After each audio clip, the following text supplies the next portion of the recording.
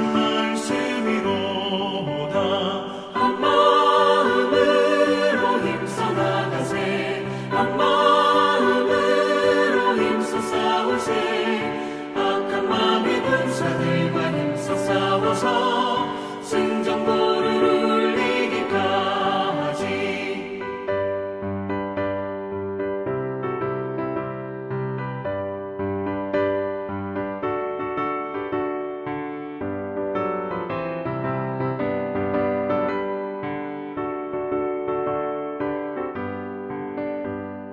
악한 마귀 죄 아무리 강할지라도 우리들의 대장 예수 앞서 가시니 주저 말고 용감하게 힘써 싸우세. 최후 승리 얻을 때까지 한 마음으로 힘써 나가세. 한 마음으로 힘써 싸우세. 악한 마귀 군사들과 힘써 싸워서 승전보를 울리기까지. 죄악 중에 빠진 사람 죄를 뉘우쳐 십자가에 달린 예수 믿기만 하면 위태한 데 빠진 영혼 구원 얻어서 천국 백성 될 것이니세. 한 마음으로 힘써 나가세. 한 마음으로 힘써 싸우세. 악한 마귀 군사들과 힘써 싸워서 승전보를 울리기까지.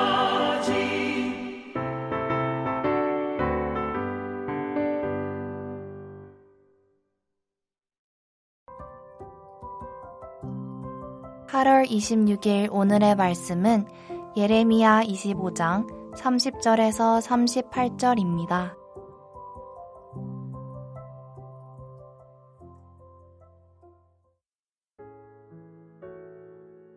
그러므로 너는 그들에게 이 모든 말로 예언하여 이르기를 여호와께서 높은 데서 포효하시고 그의 거룩한 처소에서 소리를 내시며 그의 초장을 향하여 크게 부르시고 세상 모든 주민에 대하여 포도 밟는 자 같이 흥겹게 노래하시리라.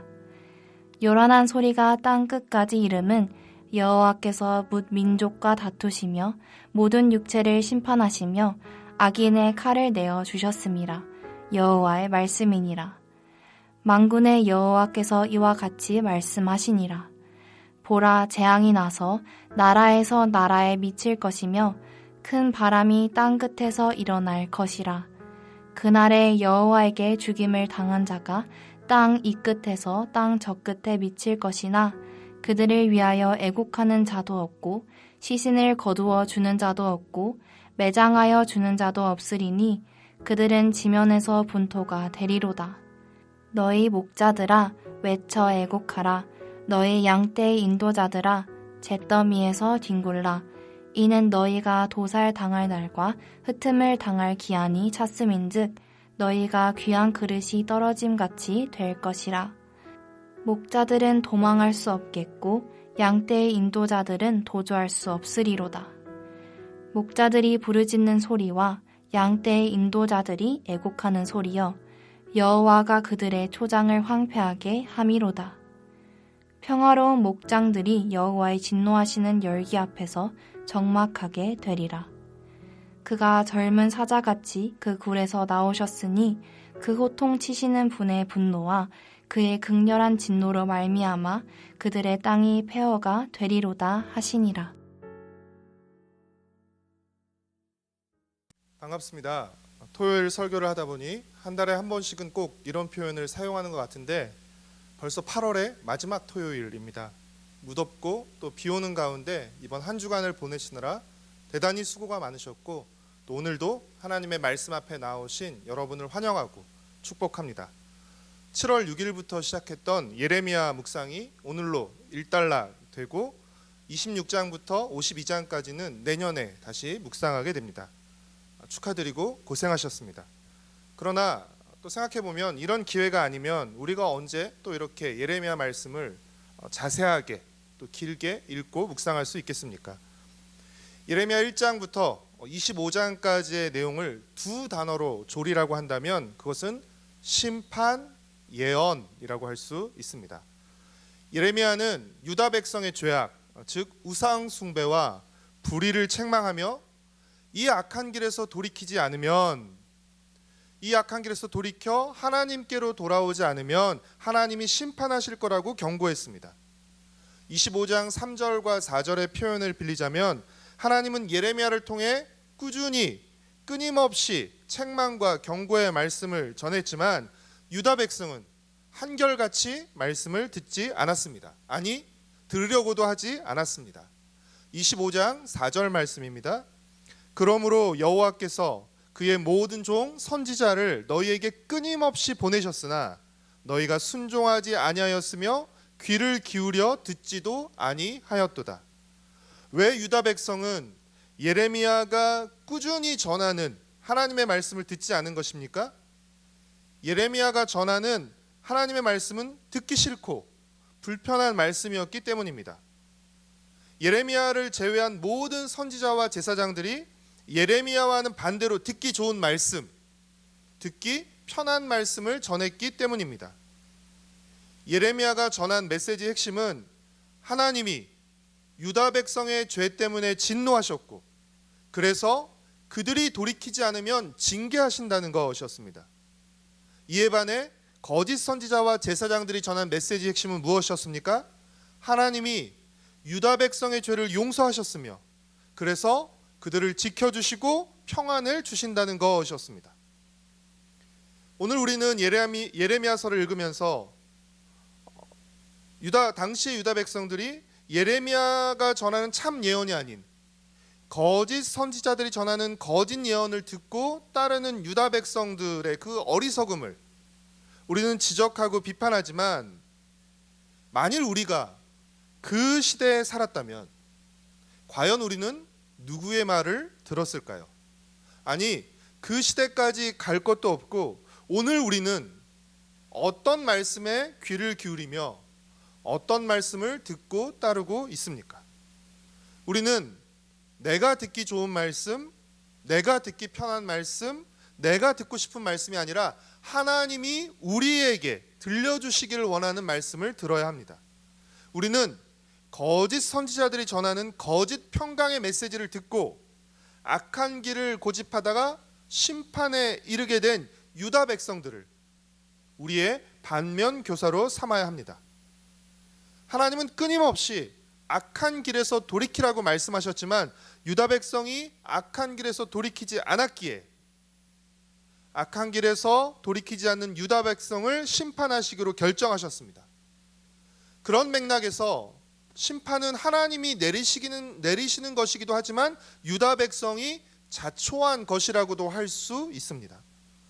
유다 백성이 악한 길에서 돌이키지 않았기에 하나님은 유다 백성을 심판하기로 하셨습니다. 하나님께서 유다 백성을 징계하시고 심판하시기로 결정하셨기에 그 결정에 순종하는 것은 하나님이 도구로 선택한 사용하시는 바벨론에 항복하고 순순히 포로로 끌려가는 것입니다. 만약 바벨론에 항복하지 않고 끝까지 저항하거나 애굽으로 도망간다면 그것은 불순종인 것입니다. 예레미야 24장에 두 광주리 환상이 나오는데 항복하고 끌려간 이들이 좋은 무화과인 것이고 저항하고 도망친 이들이 나쁜 무화과인 것입니다. 왜냐하면 하나님은 바벨론을 통해 그들을 징계하시고 심판하시기로 결정하셨기 때문입니다. 하나님이 심판을 결정하신 이상 징계를 달게 받는 게 순종이고 그 징계를 거부하고 피하는 것이 불순종입니다. 하나님은 바벨론을 통해 유다를 심판하시되 완전히 진멸하시는 것이 아니라 완전히 멸절하시는 것이 아니라 포로로 끌려간 그곳에서 그들이 다시 하나님을 찾고 회개하고 회복해서 다시 예루살렘으로 돌아오게 하는 것이 하나님의 계획이었습니다. 하나님은 유다의 죄 때문에 유다를 심판하시되 그 심판을 통해 유다를 정화하시고 정결하게 하시고 연단해서 유다를 회복하시고자 했던 것입니다.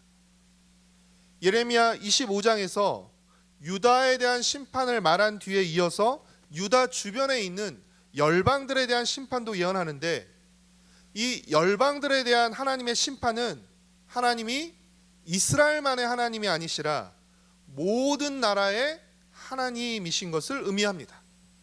하나님은 바벨론을 심판의 도구로 삼아 유다를 심판하시지만, 유다를 징계하시지만 그 후에 반드시 바벨론도 심판하실 것입니다. 사랑하는 성도 여러분, 하나님은 모든 나라를 심판하시되 유다부터 심판하시고, 또 유다를 심판하시되 목자들, 지도자들부터 심판하십니다. 이는 무엇을 의미하는 것이죠? 특권을 받은 이들이 먼저 심판을 받는다는 것입니다. 왜 그렇습니까? 은혜가 큰 만큼 책임도 크기 때문입니다.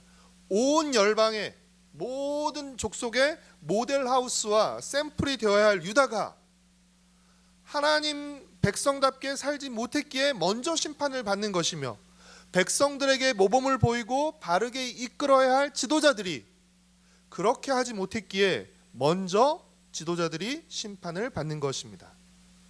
사랑하는 성도 여러분, 오늘 묵상 본문은 우리에게 무엇을 가르쳐 줍니까?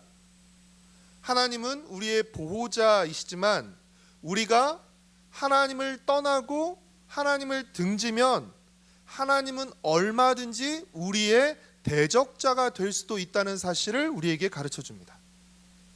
우리가 하나님의 뜻을 따를 때, 하나님과 같은 길을 갈 때 하나님이 우리의 편이 되어주시는 것이지, 우리가 하나님의 뜻을 거슬려 하나님의 뜻과 반대되는 삶을 사는데도 하나님이 우리의 편이신 것처럼 생각해서는 안 됩니다. 우리가 하나님을 따를 때에는 하나님이 우리를 보호해 주시고 우리의 대적을 향해 포효하시는 사자가 되시지만, 우리가 하나님을 거스를 때에는 하나님은 우리를 향해 포효하는 사자가 될 수도 있다는 것입니다. 하나님을 우리에게 꼼짝 못하는 분, 우리가 조종할 수 있는 분으로 여겨서는 안 됩니다. 절대 안 됩니다. 그렇기에 하나님의 뜻을 알려주는 말씀을 듣는 것만이, 그 말씀에 순종하는 것만이 우리의 살 길입니다. 우리 신앙의 평가 기준은 우리 환경의 편안함이 아니라 말씀에 대한 순종입니다. 우리가 이렇게 날마다 세대로 매일 묵상을 통해 말씀을 매일 들을 수 있다는 것은 우리에게 큰 은혜이며 복입니다.